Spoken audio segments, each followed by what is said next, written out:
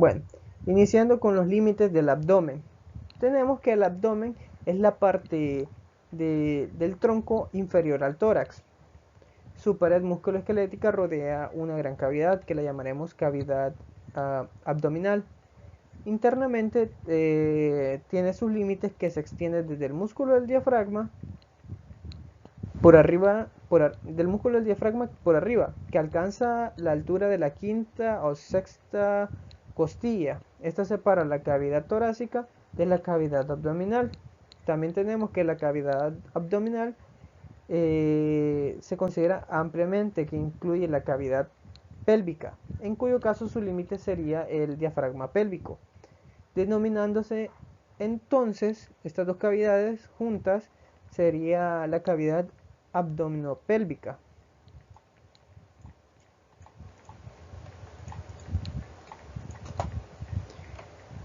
Continuando con la tensión de los músculos, ahora observaremos los 4 músculos que forman la gran expansión de la pared abdominal anterolateral. Estos músculos llenan el gran espacio creado por el margen costal, que sería esta parte de aquí, el margen costal. Por arriba, el borde de la fascia, el tóraco-lumbar, que sería por detrás, que sería de este lado, la cresta ilíaca, que sería este, y el ligamento inguinal, que estaría en esta parte, y la cresta del pubis, que estaría por debajo de ello, que sería esta área que estoy señalando.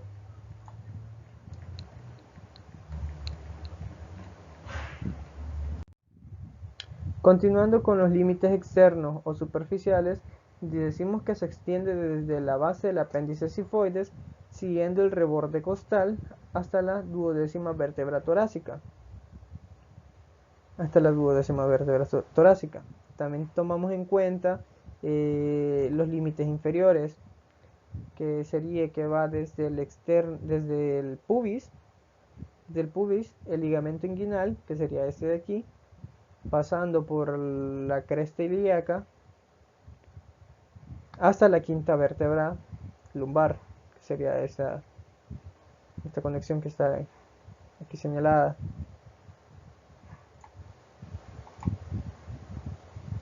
Bueno, continuando con los puntos de reparo, tenemos el reborde costal, que está formado por la unión de los cartílagos costales, de los costales séptimo, octavo, noveno y décimo, que serían todos estos. Sería el reborde costal, la unión de todos ellos. También tenemos el ángulo subcostal, que está formado por la unión de ambos rebordes costales. Podemos deducir de que serían estos ángulos que se encuentran en esta área. También el apéndice cifoides, que se encuentra en el vértice del ángulo subcostal, que podríamos decir este es el apéndice cifoides. También podríamos verlo externamente desde un cuerpo, por decir, desde el exterior. También podemos decir la espina del pubis o tubérculo del pubis, que se encuentra a cada lado un poco por afuera del sínfisis del pubis, este sería el sínfisis del pubis, que se encuentra un poco fuera y es una prominencia ósea algo redonda que la podemos encontrar aquí, en esta una y aquí la otra. También tenemos la línea semilunar, que esta se encuentra normalmente en individuos con buen desarrollo muscular y se podría observar aquí. Esta sería la línea semilunar. También tenemos el ligamento inguinal, que por lo general en la superficie inferior aparece una depresión lineal que se extiende de entre la espina ilíaca anterosuperior y la espina del pubis. Y también se podría decir que es el límite de separación entre el abdomen y el muslo. Y este sería el ligamento inguinal. También tenemos la línea alba, que podríamos deducir de que es la línea que está en medio de los músculos planos. Esta sería, que podemos decir que es un rafe fuerte y tendinoso de fibras entrelazadas de las aponeurosis de los músculos oblicuos y transversos que se extienden en la media desde el apéndice sifoides a la sínfisis del pubis. Podríamos decir, la sínfisis del pubis, que va desde aquí, pasando todo esto, pasa por el ombligo, por aquí, sínfisis del pubis. También tenemos las intersecciones o las interdigitaciones tendinosas, que estas son transversales, un número de 3 o 4, que interrumpen la continuidad de las fibras del músculo recto anterior y lo une firmemente como una lámina anterior de las vainas de los rectos. Estas intersecciones se encuentran entre los apéndices sifoides y el ombligo. Apéndices sifoides y el ombligo. Estas serían las intersecciones tendinosas o interdigitaciones. 2, 3.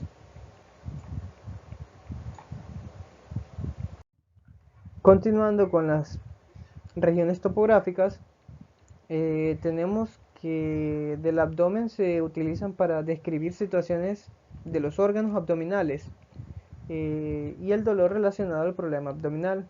Depende del dolor que sienta el paciente en ciertas áreas, se podría saber qué es lo que tiene. Y existen dos esquemas que son los más utilizados, que sería el de la división de 4 cuadrantes y la división de 9 cuadrantes. Iniciando con la división de 4 cuadrantes, podemos decir de que es un plano horizontal transumbilical, que atraviesa el ombligo y el disco intervertebral entre la L3 y la L4, que se cruza con el plano vertical y medio que da origen a 4 cuadrantes que podremos mencionar aquí, que es el cuadrante superior derecho, el cuadrante superior izquierdo, el inferior derecho y el inferior izquierdo. Ya el otro más utilizado sería la división de 9 cuadrantes. Que son dos planos horizontales y dos planos horizontales y dos planos verticales. En el plano horizontal tenemos el plano subcostal, que está justo por debajo de los bordes costales, sería bordes costales de la décima costilla, y en la parte posterior que pasa por el cuerpo de la vértebra L3. También el plano horizontal llamado intertubercular, que sería que pasa por las tuberosidades de las crestas ilíacas, pasa por aquí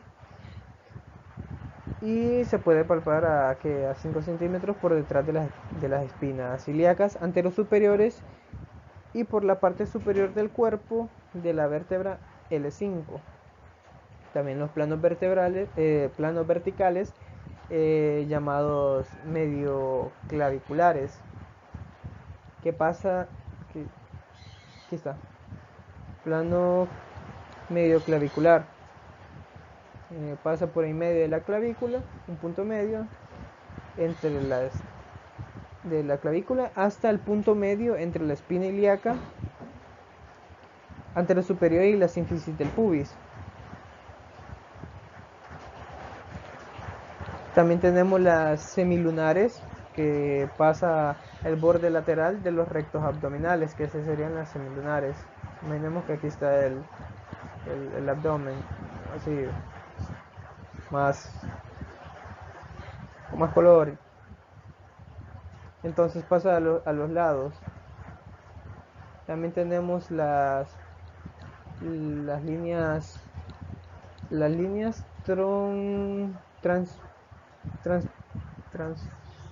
transpilórico, transpilórico que pasa por las epitrócleas y el sitio de unión del noveno cartílago,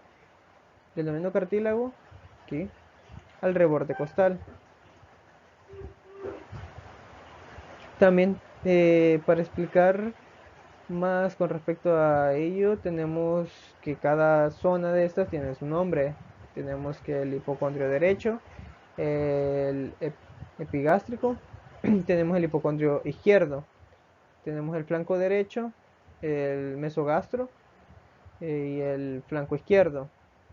También la fosa ilíaca derecha, el hipogástrica y la fosa ilíaca izquierda. También para mencionar un poco que en el hipocondrio derecho tenemos los órganos que sería el hígado, la vesícula biliar, el ángulo hepático del colon, el riñón derecho. En la región epigástrica tenemos el estómago, el duodeno, el páncreas y el plexo solar.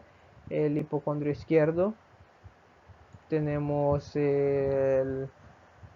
la cola del páncreas, el vaso, el ángulo esplécnico del colon y en lo más profundo el riñón izquierdo.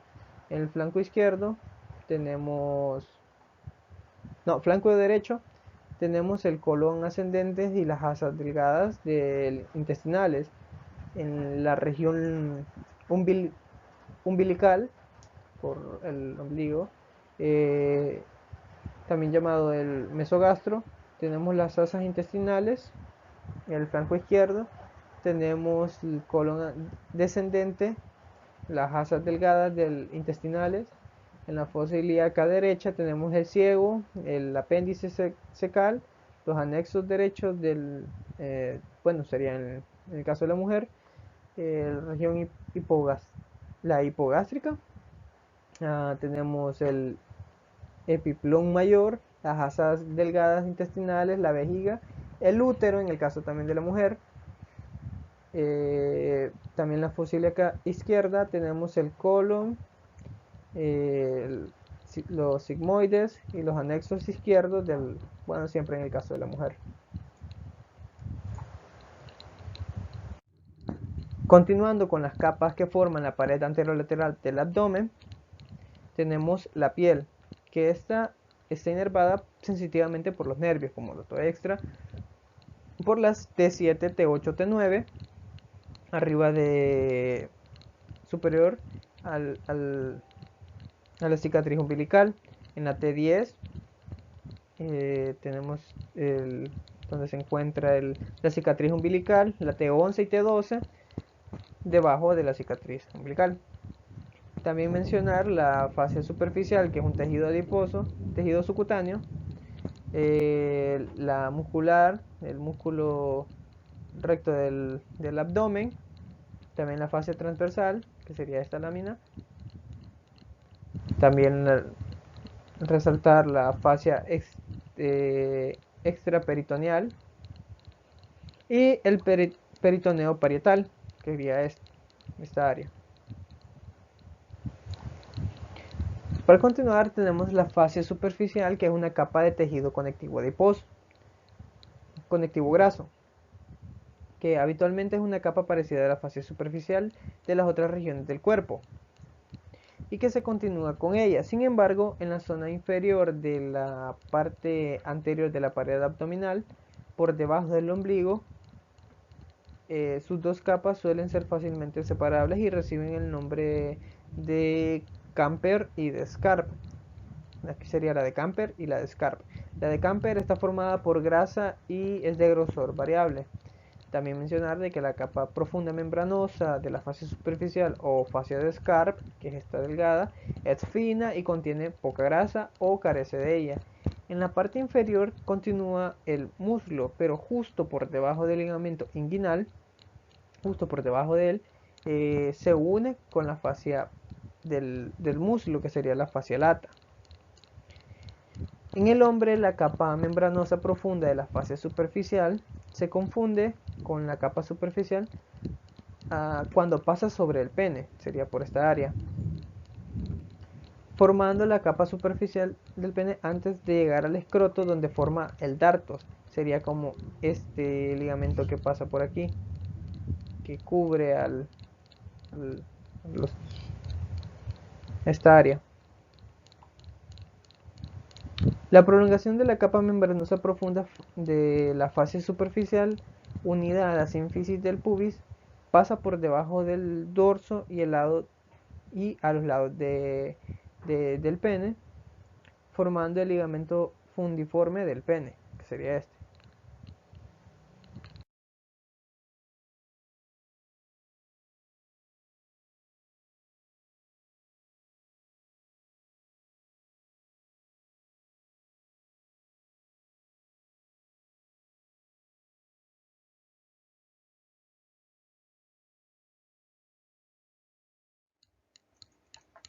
Continuando con los músculos anterolaterales del abdomen, tenemos que en el grupo muscular de la pared anterolateral del abdomen se encuentran cinco músculos de cada lado, tres músculos cuyas fibras nacen en la parte posterolateral, pasan hacia adelante y se convierten en una aponeurosis dirigida hacia el plano medio. Los músculos son oblicuo externo, el oblicuo interno y el transverso del abdomen.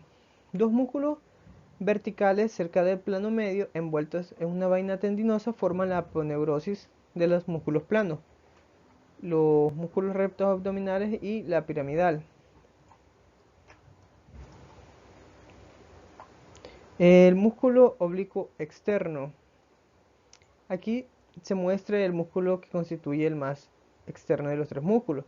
Planos de la fibra de los oblicuos externos forman lateral en una espiral descendiente y hacia adelante en la parte anterior hacia abajo. Y media del oblicuo externo tiene origen en una área amplia en la parte externa de la caja torácica, que desde ahí de la 12ª costilla hacia la 5ª costilla, la línea en ondulación que da origen al oblicuo externo se une en la línea de origen del serrato anterior. Aunque es un músculo continuo, lo observaremos en dos partes, que es el posterior, que emerge en la 12ª costilla, y en otra en la anterior, que emerge de la 9ª a la 6ª costilla.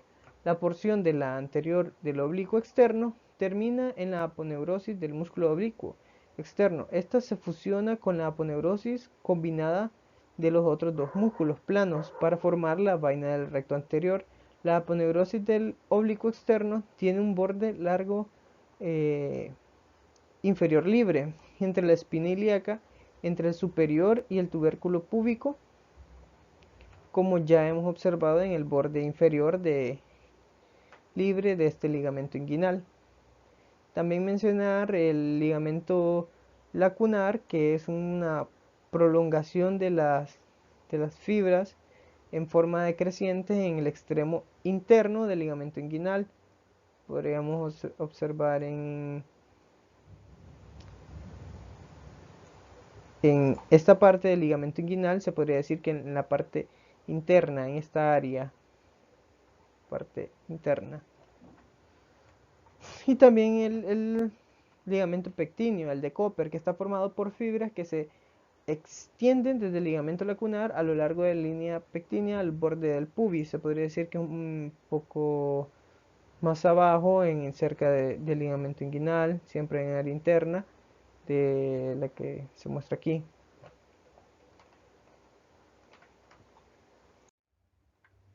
Continuando con el músculo oblicuo interno, tenemos que el oblicuo interno o oblicuo menor es de menor tamaño y más fino que el oblicuo externo. La mayoría de las partes de sus fibras discurre en dirección supero-interna.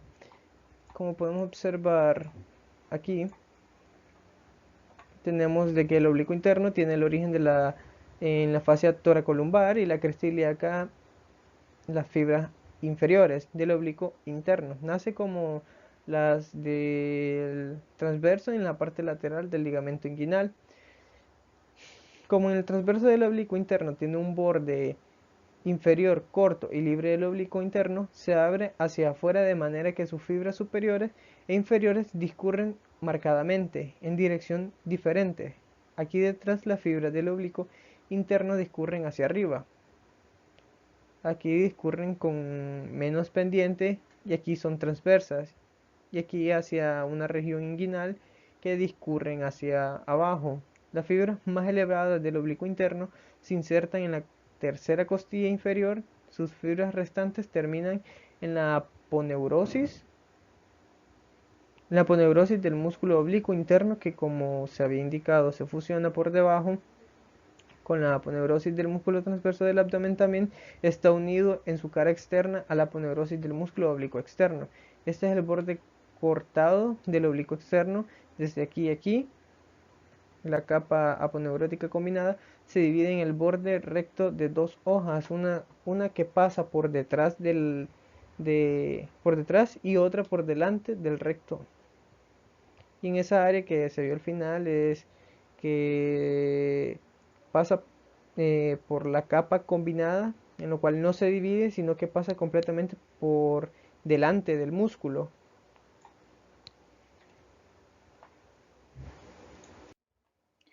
Continuando con el músculo transverso del abdomen, eh, tenemos que se muestra aquí las fibras del transverso continuamente hacia abajo. El transverso abdominal tiene una larga línea que da origen desde aquí hasta aquí superiormente. Sus fibras emergen de la cara interna, del margen costal, desde la sexta costilla hasta la doceava y el ilión, y el transverso emerge desde el borde de la fascia toracolumbar por debajo, emerge de la porción interna de la cresta ilíaca. Las fibras inferiores del transverso emergen emergen de la parte más lateral del ligamento inguinal. El transverso tiene un corto borde libre, en el cual las fibras musculares del transverso terminan en esta amplia hoja tendinosa, en esa en la que se muestra. Termina en la aponeurosis del músculo transverso del abdomen, en lo cual se podría llamar también una amplia hoja tendinosa. Ahí es donde van a terminar todas las fibras musculares del transverso.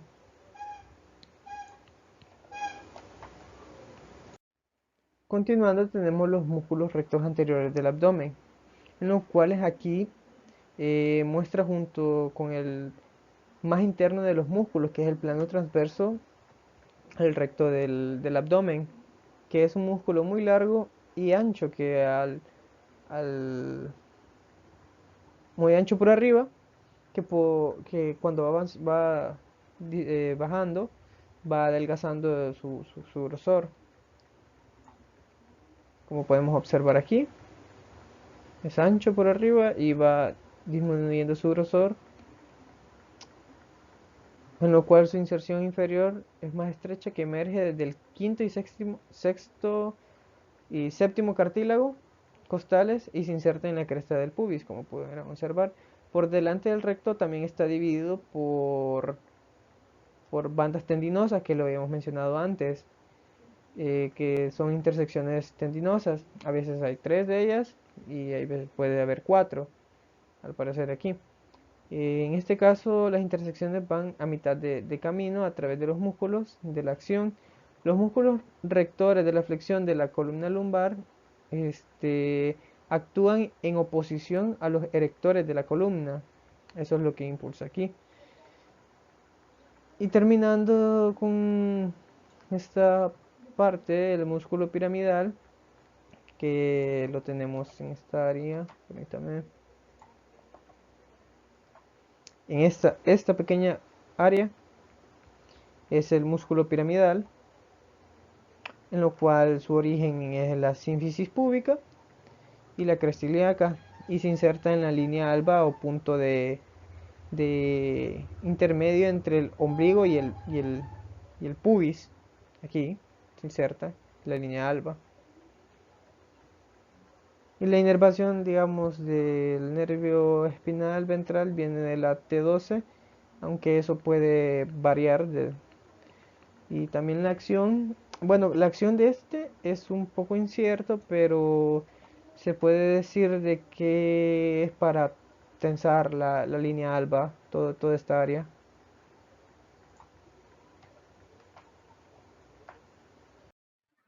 Tenga muy buen día, mi nombre es Brian Ulises Meléndez Bárcenas. A continuación proseguiré a desarrollar lo que sería la parte número 2 del tema correspondiente, que sería la pared anterolateral del abdomen y peritoneo. Tenemos como punto la vaina de los rectos, o la vaina que recubre lo que sería el músculo recto anterior del abdomen. En este caso podremos observar cómo esta vaina se divide en dos capas, una capa anterior y una capa posterior, que van recubriendo siempre el músculo recto anterior del abdomen. Cabe mencionar que estas capas están formadas a partir de la aponeurosis, la capa anterior, a partir de la aponeurosis del músculo oblicuo mayor o externo, y la mitad de lo que sería la aponeurosis del oblicuo interno.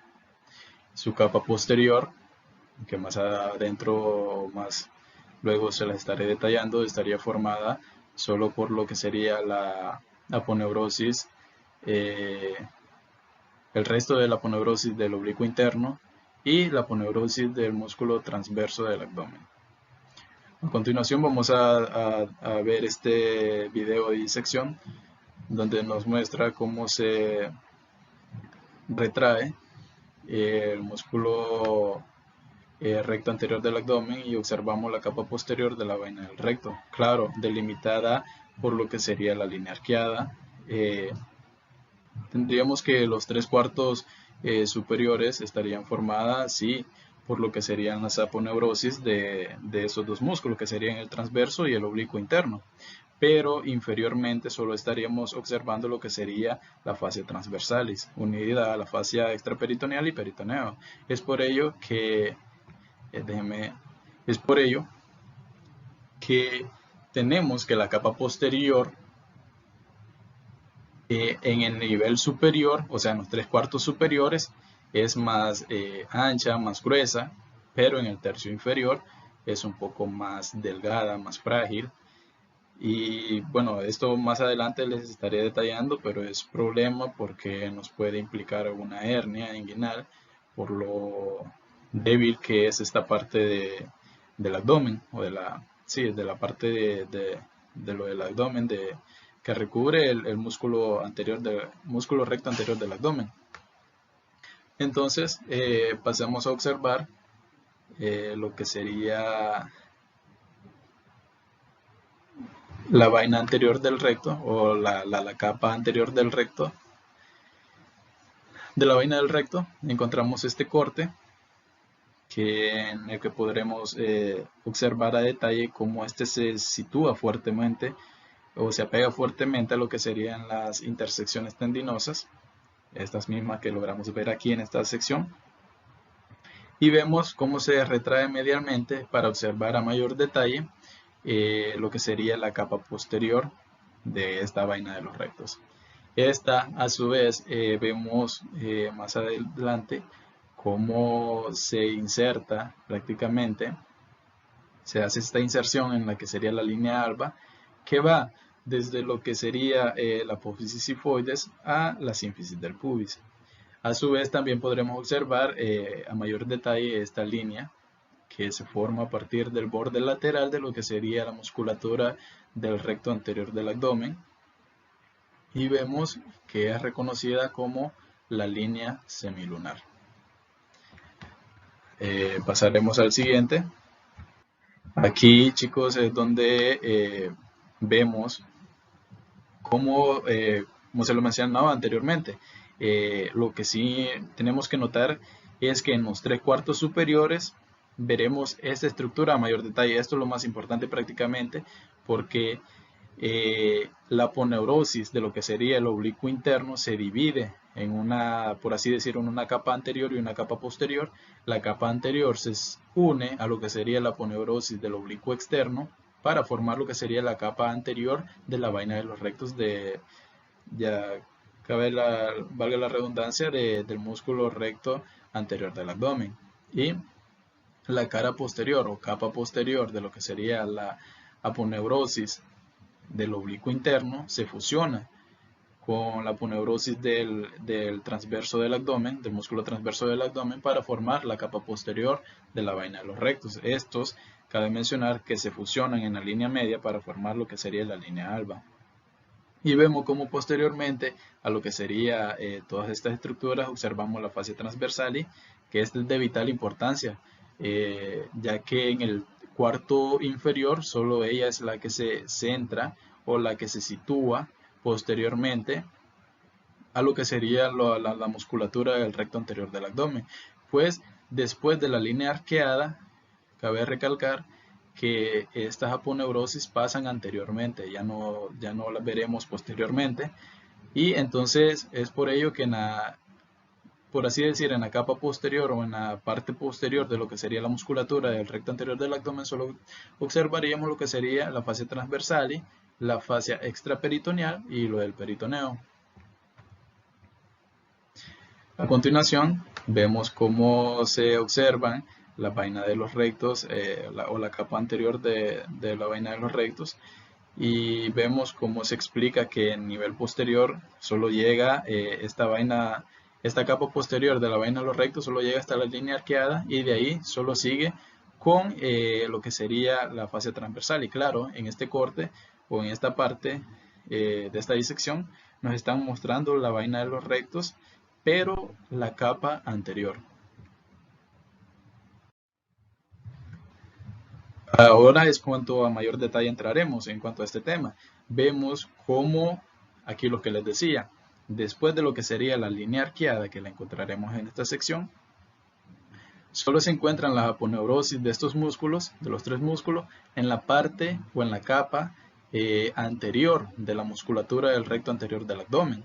Y posteriormente solo encontraríamos lo que sería la fascia transversal, y que es la misma que encontramos en esta sección, en toda esta sección, esa parte grisácea. Y entonces también encontramos lo que sería la fascia extraperitoneal, lo del peritoneo, que está posterior a lo que sería la fascia transversal. Además, cabe recalcar que aquí podremos observar lo que serían las arterias epigástricas inferiores ascendiendo posteriormente a lo que sería la musculatura, y también encontramos las arterias epigástricas superiores descendiendo posteriormente por la misma musculatura, que sería el músculo recto anterior del abdomen. Además, estas se anastomosan y forman esta red. Esto sería en cuanto a la vaina de los rectos. De ahí, cabe recalcar que vamos a entrar en tema con los nervios toracoabdominales y subcostales. Estos nervios toracoabdominales, que van desde el séptimo par hasta el 11º par, que es hasta aquí, recubren todo lo que sería la zona anterior de la región toracoabdominal, abdominal prácticamente, porque toraco es porque ellos provienen desde esa región, y podemos ver aquí posteriormente, vemos como lateralmente se sitúan en la región todavía del tórax. Y también encontramos el subcostal en esta región. Por otra parte, vemos en el siguiente video cómo se muestra todo lo que serían estos nervios. Vemos aquí cómo se sitúan estos nervios lateralmente y que vienen desde las zonas posteriores, por así decir. Aquí también observamos desde el 10º hasta el 7º par, donde provienen las fibras de los nervios toracoabdominales. Y vemos aquí ya falta lo que sería la musculatura del oblicuo externo, es por ello entramos a mayor detalle. En el siguiente video, aquí observamos el nervio subcostal, que este proviene del 12º par, podremos decir así, del 12º par de costillas, y también observamos el nervio iliohipogástrico e ilioinguinal. Estos músculos los encontraremos entre los músculos oblicuo interno y transverso del abdomen. El conducto inguinal es un conducto a través del cual en los hombres lo atraviesa un cordón espermático, y en las mujeres lo que sería el ligamento redondo del útero. En ambos también sería el nervio ilioinguinal. vemos como en su cara anterior o en su pared anterior se encuentra internamente por la aponeurosis del oblicuo externo, y en su parte exterior estaría formado por lo que sería la aponeurosis del músculo oblicuo interno. Es así que en su pared posterior estaría dado por lo que sería la fascia transversal, que en este caso se encuentra reforzada por lo que sería también un os inguinal, que es un tendón conjunto que le aporta mucho sostén y refuerza.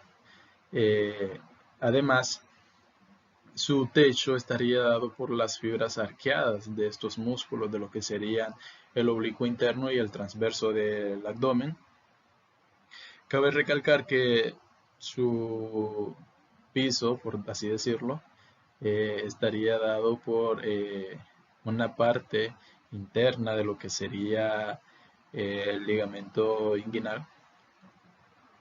Y aquí podremos observar además cómo este conducto inguinal finaliza a través de lo que sería una abertura en lo que sería la aponeurosis del oblicuo externo, y es conocida más que todo como el anillo inguinal superficial. Este a su vez se encuentra delimitado por sus paredes medial y una lateral.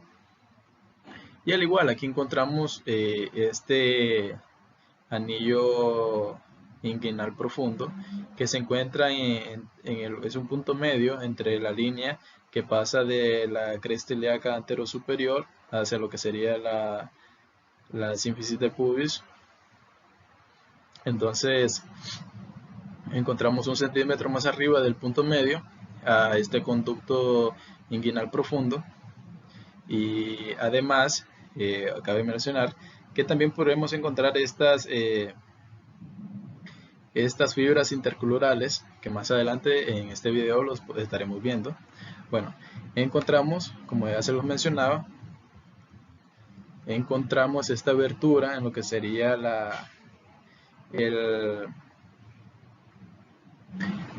aquí encontramos el anillo inguinal superficial, que sería una abertura en la aponeurosis del oblicuo externo. Y aquí, a través de estas fibras, encontramos las fibras intercrurales del anillo inguinal delimitadas. Una se origina a través del tubérculo del pubis y otra de la cresta. Es así como el conducto espermático atraviesa a través de los bordes libres del oblicuo interno y del transverso del abdomen hacia el interior de esta cavidad. Y finaliza su recorrido en la parte interna, que como lo vemos a mayor detalle, en la parte interna a través del anillo inguinal profundo, que este sería el inicio del conducto inguinal, como ya se lo había dicho, ya que el final sería el anillo inguinal superficial. Bueno, y esto es en cuanto al conducto inguinal. Bueno, a continuación entraremos con el trígono inguinal, que es una estructura delimitada medialmente por el borde lateral del músculo recto anterior del abdomen, como lo están observando a continuación. Lateralmente lo vemos delimitado por la arteria epigástrica inferior, y en su base encontramos lo que sería la parte interna del ligamento inguinal. Es así como este trígono inguinal se vuelve de vital importancia, porque es que a través de él protruyen lo que serían las hernias inguinales directas. Se me olvidó mencionar que en los anillos inguinales superficiales protruyen lo que serían las hernias inguinales indirectas. Y es así como este trígono inguinal es de total importancia, porque en ciertos casos, como ya se lo mencionaba, a través de él protruyen las hernias inguinales directas. Bueno, a continuación pasaríamos a lo que sería el anillo femoral, que se encuentra, podríamos decir, inferior a lo que sería la base del trígono inguinal. Este, a su vez, es también de vital importancia porque es que también a través de él protruyen lo que serían hernias inguinales crurales, mayor conocidas, o femorales en su caso. Tenemos que este está formado por sus paredes medial, por el ligamento lagunar o lacunar, posterior por lo que sería el músculo pectíneo, lateral por lo que sería la vena femoral, y en su pared anterior lo que sería el ligamento inguinal. Eso sería en cuanto a la formación de las paredes del anillo femoral. Pasamos al peritoneo. El peritoneo vemos que luego de abrir el abdomen, vemos esta capa blanquecina, cerosa, que se encuentra tapizando toda la cavidad abdominal y pélvica. Cabe mencionar que esta está separada de la musculatura por una fascia extraperitoneal que se encuentra adherida a lo que sería la fascia transversal. Y claro, no es de confundirlas porque estas son diferentes en cuanto a su formación, aunque muy normalmente a veces se suele confundir. Cabe mencionar que el peritoneo se divide en peritoneo visceral y parietal. El parietal es el que envuelve toda la cavidad y a los órganos una vez ya están envueltos por lo que sería el peritoneo visceral. Mencionar que entre esta cavidad peritoneal del peritoneo en la cavidad peritoneal se encuentra un líquido peritoneal que impide que se dé aquello conocido como una fricción entre el movimiento de los órganos, por así decirlo. Es por ello que se encuentra este líquido y que a continuación vamos a ver a mayor detalle. Encontramos cómo todo el peritoneo está compuesto por todo este acúmulo de vísceras, y vemos cómo una vez delimitado esto, podremos observar cómo sus rebordes, sus paredes, reborde costal, la pared del transverso que forman esta cavidad, y vemos a mayor detalle y a mayor ampliación, vemos cómo se forma el peritoneo parietal, el peritoneo, luego una de las capas de peritoneo, este sí sería el parietal, que es el que envuelve a todas estas vísceras, y encontramos aquí en ese interior, se logra observar, es el líquido del que les mencionaba, que es el encargado de no permitir una fricción cuando estos órganos entran en movimiento. Aquí pues ya observamos lo que sería la capa de peritoneo, y aquí lo que les mencionaba, aquí está la fascia transversal y aquí encontramos la fascia extraperitoneal. Aquí encontramos lo que serían pequeños acúmulos de grasa, y es por ello que hay que tener en cuenta y no confundirlos. Entonces, esto es en cuanto a la cavidad peritoneal. En adelante estaremos hablando sobre los omentos o epiplones, y además del mesocolon, del colon transverso, el sigmoideo. Bueno, a continuación pasaremos a hablar sobre eso. Bueno, vamos a hablar un poco sobre el peritoneo. Tenemos que el colon ascendente en esta sección, aquí en esta sección, no sé si ya lo vieron, el colon ascendente. Además, se mantiene su posición original por el peritoneo que lo recubre por delante y lateralmente. También encontramos el colon ascendente, que termina en este pronunciado giro de 90 grados, conocido como flexura cólica derecha o flexura hepática. La flexura cólica derecha se encuentra justo por debajo de la parte más inferior del hígado y la vesícula biliar, y la parte más inferior del riñón derecho. El colon transverso pasa de derecha a izquierda, y además el colon transverso se ha tirado hacia arriba justo con el aumento mayor. Aquí se muestra su localización habitual.